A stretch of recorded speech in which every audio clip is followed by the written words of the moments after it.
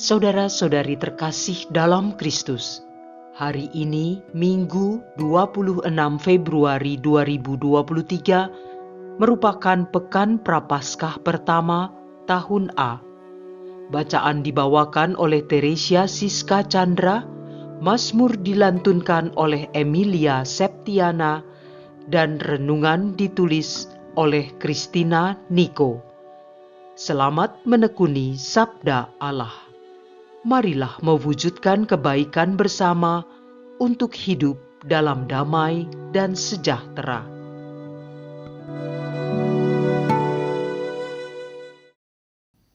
Dalam nama Bapa dan Putra dan Roh Kudus. Amin. Bapa yang bertahta dalam kerajaan surga, terima kasih atas kesempatan yang diberikan pada hari ini untuk merenungkan sabda-Mu. Sabda-Mu yang hidup selalu menjadi kekuatan dalam menjalani hidup sehari-hari. Bapa, kami mohon rahmat pencerahan agar boleh memahami keindahan dan kedalaman sabda-Mu. Bantu kami untuk bisa memahaminya dan menyimpannya dalam hati serta melaksanakan dalam hidup kami. Demi Kristus Tuhan dan pengantara kami. Amin. Bacaan dari Kitab Kejadian, bab 2, ayat 7 sampai dengan 9, dilanjutkan bab 3, ayat 1 sampai dengan 7. Ketika Tuhan Allah menjadikan langit dan bumi, Ia membentuk manusia dari debu tanah dan menghembuskan nafas hidup ke dalam hidungnya. Demikianlah manusia itu menjadi makhluk yang hidup. Selanjutnya Tuhan Allah membuat taman di Eden di sebelah timur. Disitulah ditempatkannya manusia yang dibentuknya itu. Lalu Tuhan Allah menumbuhkan berbagai pohon dari bumi yang menarik dan yang baik untuk dimakan buahnya. Di tengah-tengah taman itu, Ia menumbuhkan pohon kehidupan, serta pohon pengetahuan tentang yang baik dan yang jahat. Dari segala binatang di darat yang dijadikan oleh Tuhan Allah, ular adalah binatang yang paling cerdik. Ular itu berkata kepada perempuan yang telah diciptakan Tuhan, "Tentulah Allah berfirman, semua pohon dalam taman ini jangan kamu makan buahnya, bukan?" Sahut perempuan itu kepada ular, "Buah pohon-pohon dalam taman ini boleh kami makan, tetapi tentang buah pohon yang ada di tengah taman, Allah berfirman, jangan kamu makan ataupun kamu raba buah itu, nanti kamu mati." Tetapi ular itu berkata kepada perempuan itu, "Sekali-kali kamu tidak akan mati." Tetapi Allah mengetahui bahwa pada waktu kamu memakannya, matamu akan terbuka, dan kamu akan menjadi seperti Allah, tahu tentang yang baik dan yang jahat. Perempuan itu melihat bahwa buah pohon itu baik untuk dimakan dan sedap kelihatannya. Lagi pula, pohon itu menarik hati karena memberi pengertian. Maka ia mengambil dari buahnya, lalu dimakan, dan diberikannya juga kepada suaminya yang bersama-sama dengan dia, dan suaminya pun memakannya. Maka terbukalah mata mereka berdua, dan mereka tahu bahwa mereka telanjang. Lalu mereka menyematkan daun pohon ara dan membuat cawat. Demikianlah sabda Tuhan.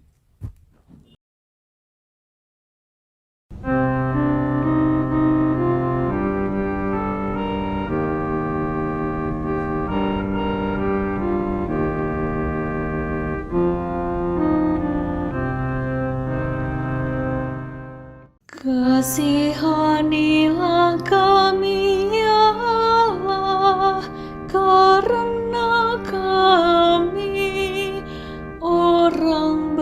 berdosa. Kasihanilah aku ya Allah, menurut kasih setiamu. Menurut besarnya rahmat-Mu, hapuskanlah pelanggaranku.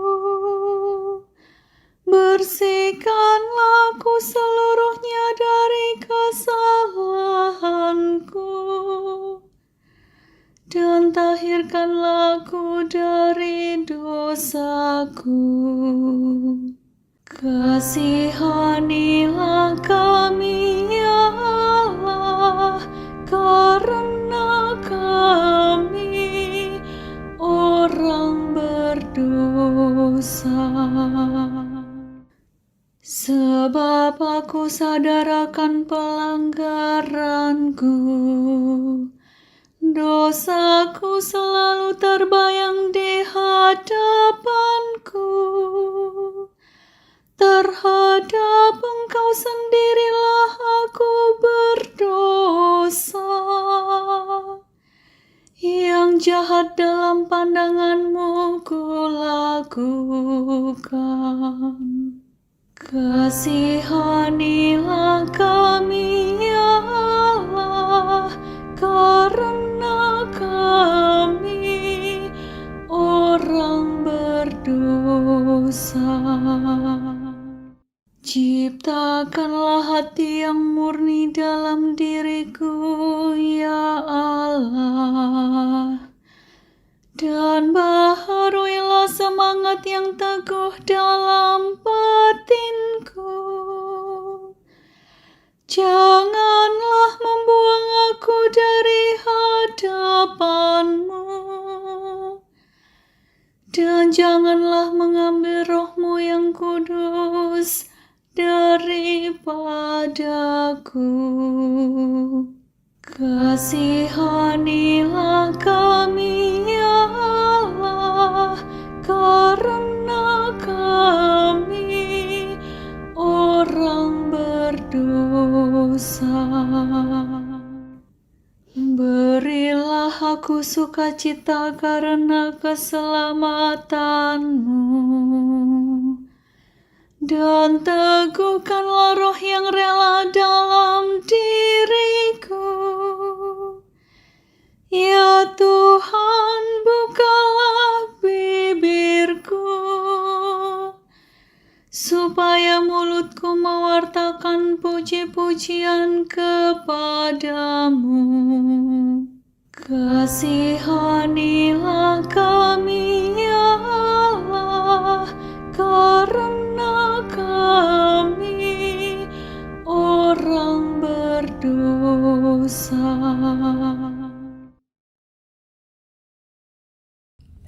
Bacaan dari surat Rasul Paulus kepada jemaat di Roma, bab 5, ayat 12 sampai dengan 19.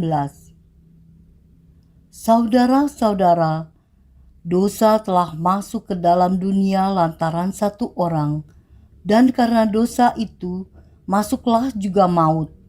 Demikianlah, maut telah menjalar kepada semua orang, karena semua orang telah berbuat dosa. Sebab sebelum hukum Taurat ada, di dunia telah ada dosa, tetapi dosa itu tidak diperhitungkan kalau tidak ada hukum Taurat. Sungguh pun demikian, dari zaman Adam sampai kepada zaman Musa, maut telah berkuasa juga atas mereka yang tidak berbuat dosa dengan cara yang sama seperti yang telah dibuat oleh Adam, yang adalah gambaran Dia yang akan datang. Tetapi karunia Allah tidaklah sama dengan pelanggaran Adam, sebab jika karena pelanggaran satu orang itu, semua orang telah jatuh dalam kuasa maut, jauh lebih besarlah kasih karunia dan anugerah Allah yang dilimpahkannya atas semua orang lantaran satu orang, yaitu Yesus Kristus. Kasih karunia Allah jauh lebih besar daripada dosa satu orang, sebab penghakiman atas satu pelanggaran itu telah mengakibatkan penghukuman, sedangkan pemberian kasih karunia atas banyak pelanggaran telah mengakibatkan pembenaran. Jadi, jika oleh dosa satu orang maut telah berkuasa, lebih benarlahkah yang terjadi atas mereka yang telah menerima kelimpahan kasih karunia dan anugerah kebenaran, mereka akan hidup dan berkuasa oleh karena satu orang itu, yaitu Yesus Kristus. Sebab itu, seperti oleh satu pelanggaran, semua orang beroleh penghukuman. Demikian pula oleh satu perbuatan kebenaran, semua orang beroleh pembenaran untuk hidup. Jadi, seperti oleh ketidaktaatan satu orang, semua orang telah menjadi orang berdosa. Demikian pula oleh ketaatan satu orang, semua orang menjadi orang benar. Demikianlah sabda Tuhan.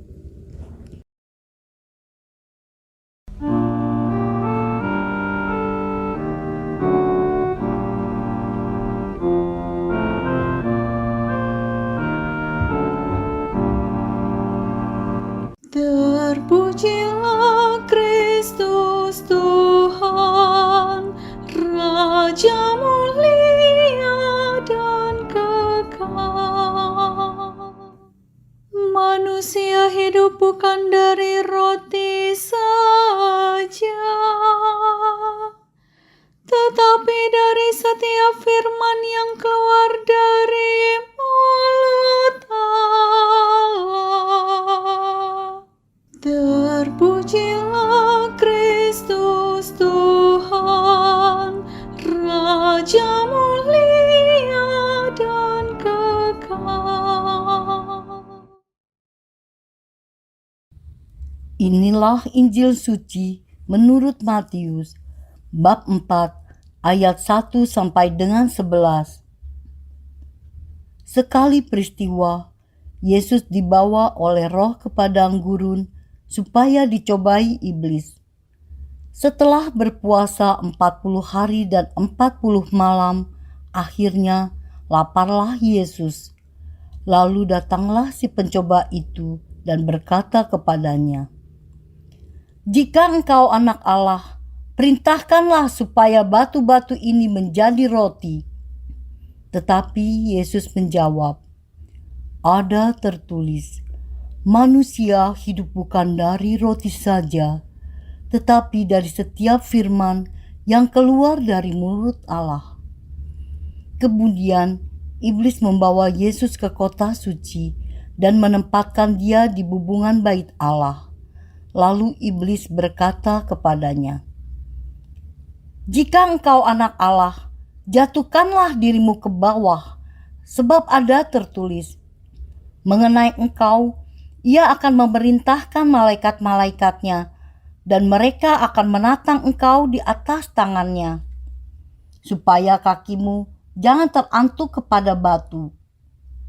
Yesus berkata kepadanya, "Ada pula tertulis, janganlah engkau mencobai Tuhan Allahmu."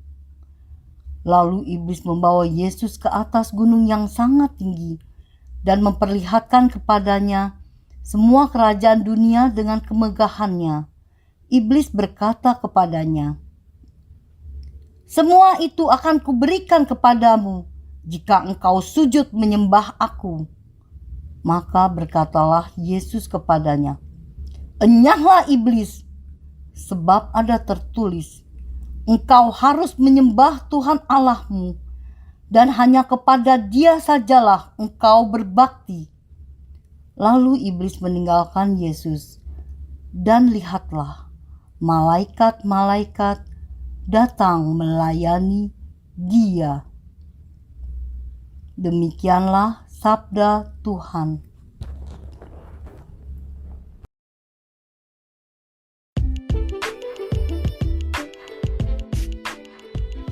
Kehendak bebas, kemana mau dibawa?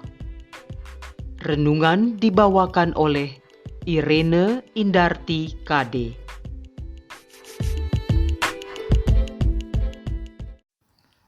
Saudara-saudari terkasih di dalam Kristus, Bacaan pertama hari ini menceritakan kisah kejatuhan manusia ke dalam dosa yang salah menggunakan kehendak bebasnya ketika dihadapkan pada tipu muslihat ular yang menggodanya.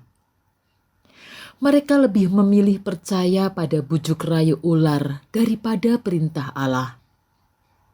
Dosa ketidaktaatan ini mengakibatkan penderitaan bagi seluruh umat manusia. Tidak ada yang dapat menyelamatkan manusia, pun tidak oleh manusia itu sendiri. Mereka telah berada dalam kuasa maut. Mereka menjadi budak dosa dan kehidupan mereka semakin dipenuhi dengan dosa yang bertambah jahat dan buruk. Manusia terpuruk dan mereka tidak berdaya untuk bangkit dan keluar dari dosa mereka. Namun Allah adalah Maha Pengasih dan Pengampun. Tidak sekalipun Allah meninggalkan manusia. Allah tetap berjalan bersama manusia. Selalu ada manusia yang dengan kehendak bebasnya memilih untuk mengikuti jalan yang dikehendakinya, dan Allah pun membantu menguatkan mereka, seperti Henokh, Abraham, Musa, dan masih banyak nama dalam kitab suci yang muncul sebagai tokoh suci yang digunakan Allah untuk menyelamatkan manusia. Rencana Allah begitu indah dan tak terselami oleh pikiran manusia.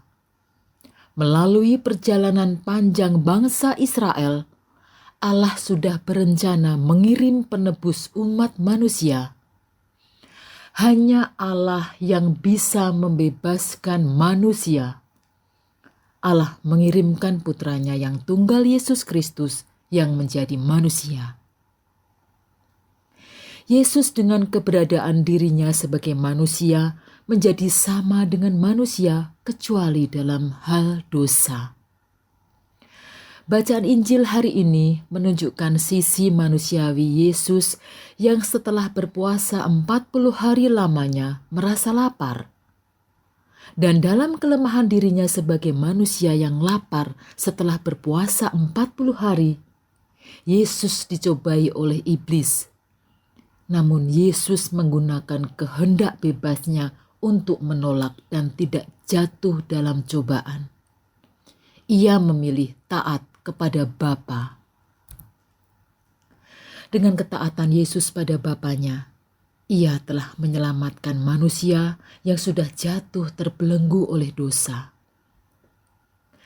Jadi seperti oleh ketidaktaatan satu orang, semua orang telah menjadi orang berdosa. Demikian pula oleh ketaatan satu orang, semua orang menjadi orang benar. Roma bab 5 ayat 19. Dari kedua bacaan ini, kita bisa membandingkan bagaimana kehendak bebas seharusnya digunakan. Yesus yang dalam keadaan lapar dan menyendiri di tengah padang gurun, menggunakan kehendak bebasnya dengan benar, bahkan mengusir iblis yang ingin menggoyahkan imannya melalui pelbagai titik lemah kemanusiaannya seperti kedagingan, kekuasaan, ataupun ketenaran. Yesus menunjukkan dengan teguh kelekatannya hanya kepada Allah. Sedangkan Adam dan Hawa dalam keadaan nyaman dan sejahtera di Taman Eden, mereka menggunakan kehendak bebasnya secara salah karena mempercayai yang bukan Allah. Bagaimana dengan kita? Bukankah sudah layak dan sepantasnya kita meneladani Yesus Kristus, Juru Selamat kita? Mari kita gunakan kehendak bebas kita untuk memilih yang baik dan berkenan di mata Tuhan. Mari kita berusaha sekuat tenaga walau di tengah himpitan godaan, cobaan, dan tekanan hidup untuk tetap taat dan setia hanya pada Tuhan. Marilah kita persembahkan kehendak bebas ini bagi kemuliaan Tuhan, sekarang dan untuk selama-lamanya. Amin. Marilah berdoa. Bapa yang Maha Pemurah dan Pengasih, terima kasih atas hadiah-Mu yang terindah bagi kami, Yesus Kristus Putra-Mu yang tunggal yang telah mengorbankan diri bagi kami untuk keselamatan kami. Kami mohon kekuatan dan rahmat-Mu agar kami boleh meneladani Yesus dan menggunakan kehendak bebas kami hanya untuk kemuliaan nama-Mu. Doa ini kami panjatkan dalam nama Yesus Kristus Juru Selamat kami, yang bersatu dengan Dikau dalam persekutuan Roh Kudus, Allah sepanjang segala masa. Dalam nama Bapa dan Putra dan Roh Kudus. Amin.